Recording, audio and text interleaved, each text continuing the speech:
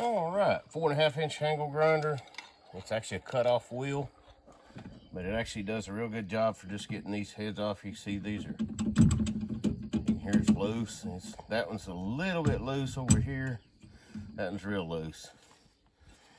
So let's get started here. I'm gonna grind these 4 heads off and then drive the rivet through.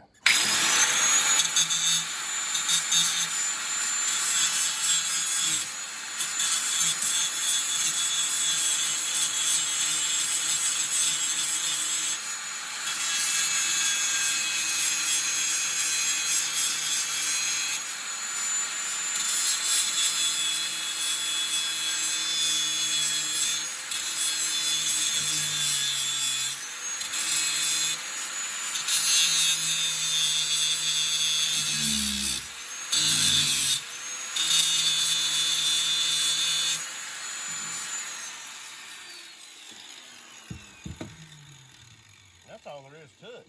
Now they're ready to drive through. See where I ground them off there. So I'll just take a punch, get it over here close to the edge, punch and a hammer, and drive them through.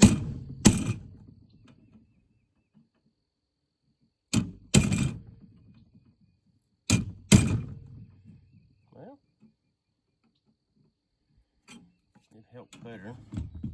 We usually do this on a piece of metal. Makes it go better.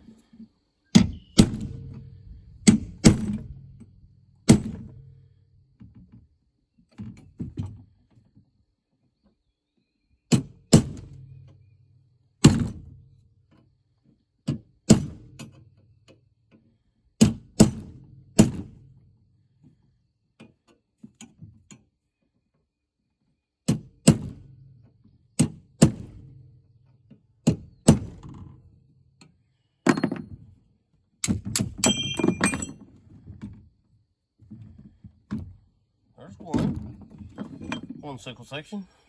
See, they're serrated underneath, still sharp. I'm gonna reuse it. So I really need to get a better punch. Be right back. This one works better. It's not a center punch. Okay, I took you off the tripod. I'm sure he was bouncing around there pretty hard. Anyway, I went and got a regular punch with a blunt face, and also went ahead and, after I took him off, I ground some more off so there's not so much to drive through. So I'm going to drive them through now. All right, put you back on the tripod. Let's drive these out real quick, real easy.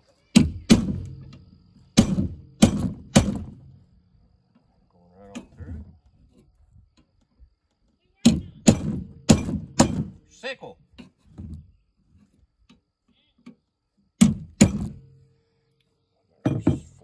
But I had to stop working on this the other day.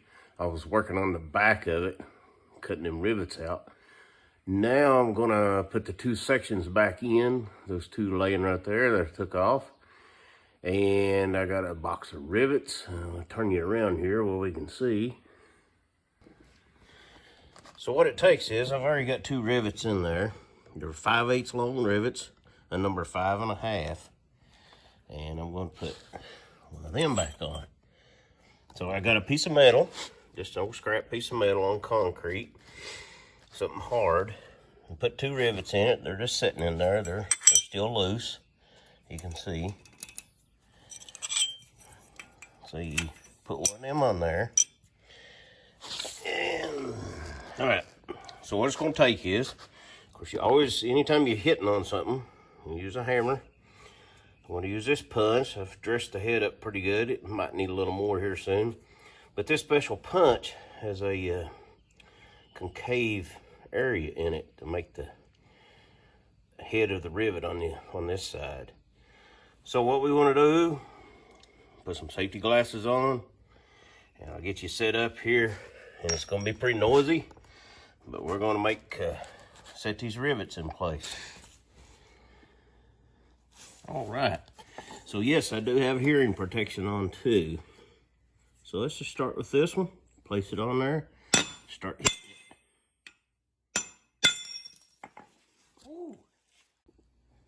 Take two.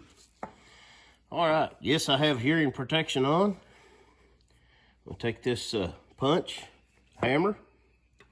We'll start right here and start making the rivet.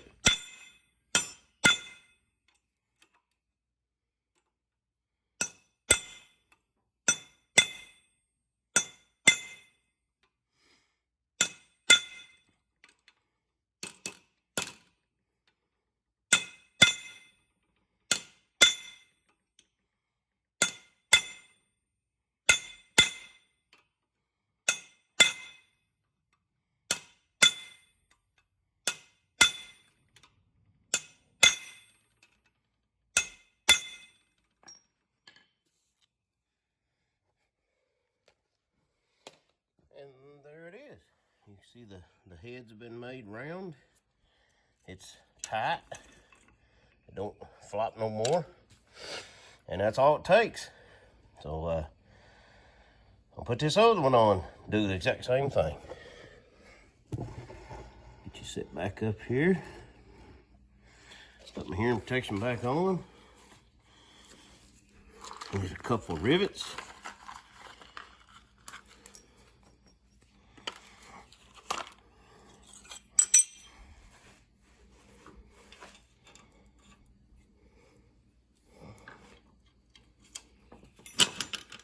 Put that on. And we're ready to go.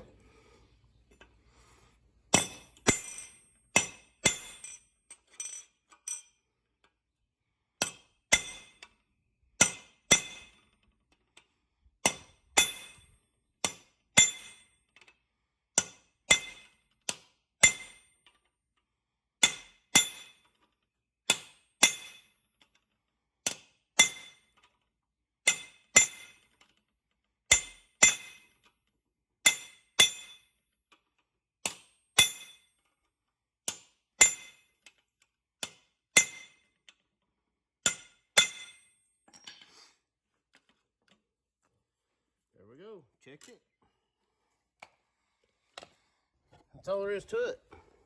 Yes, it's a little old-fashioned. I know they make bolts for that, but I kind of want to keep this thing the same. And it's ready to put back in the mowing machine, or sickle mower. And I think I'll go hook the tractor up to it and bring it over and put it in and adjust the hold downs and have it ready to go. All right, went and got the tractor. Hooked it up to my antique sickle mower. And it's really made, like I said earlier in the introduction, it's made for a Farmall Super A. It used to have a bar attached right here and went across, and it bolted on another bar on the back of the tractor. At Super A had a bar through there, and it would bolt on there. And of course the PTO shaft, but it didn't have the hydraulics on it. It was an option you could have got on it back then. So I went ahead and went by the picture and made a mount and bolted it on there. Put the hydraulics on there so I could raise it up and down. You know, it pushes on this arm here forward, and that rotates this piece forward. And that chain pulls up on this lever, which pulls the arm and raises the sickle up almost waist high.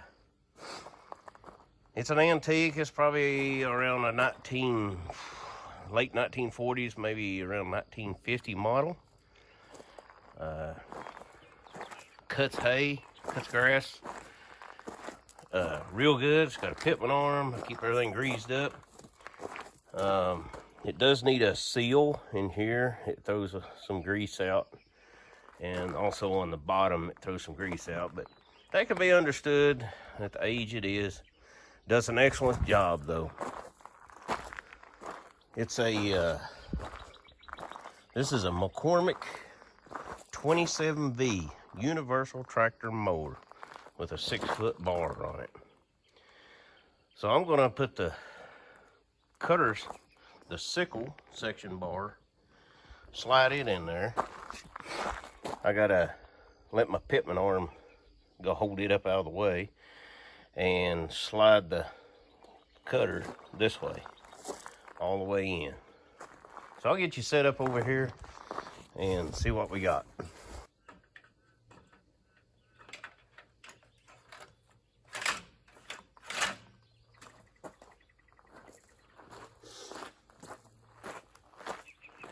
Folks, it's a very bit greasy job. Part of it, get these under the hold downs. Push it in here. Something's got it caught right now. Just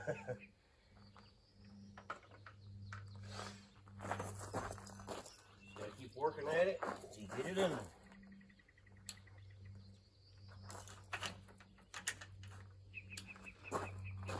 Okay. Let's keep going. A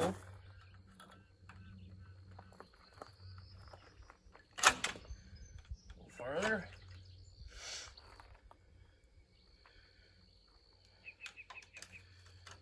And you gotta be really careful with your fingers. So I use big long bars, screwdrivers, anything I can get to keep my fingers out of there. It will cut them and cut them off quick. And figure out which one's snagging on.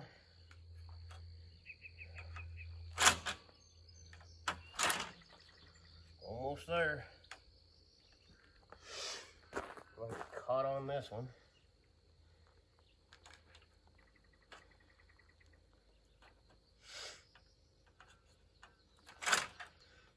It was just about there. We're there.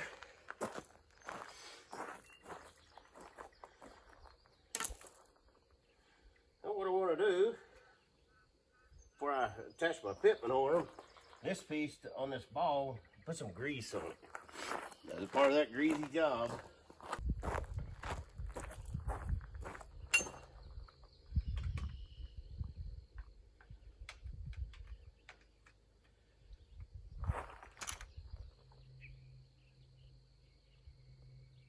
Yes, it's nasty.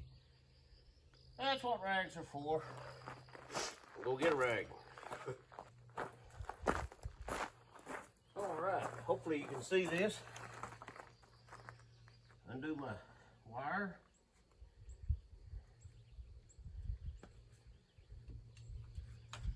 Lay it over there. Pick up the old pitman arm.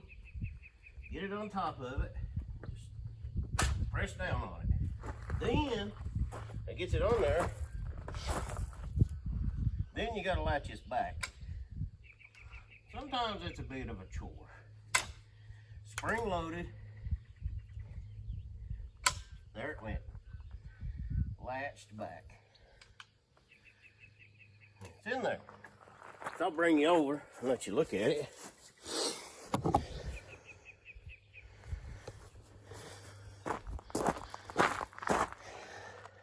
Right there. It's latched back down right there. And next thing I want to do is kind of check the gaps in here. Whoops. Check the gap in between these two cutter pieces. And might have to lower, take some shims out, lower this whole hold down to make it fit tighter, make it cut the grass better. So I'm going to check it out and I'll get right back with you.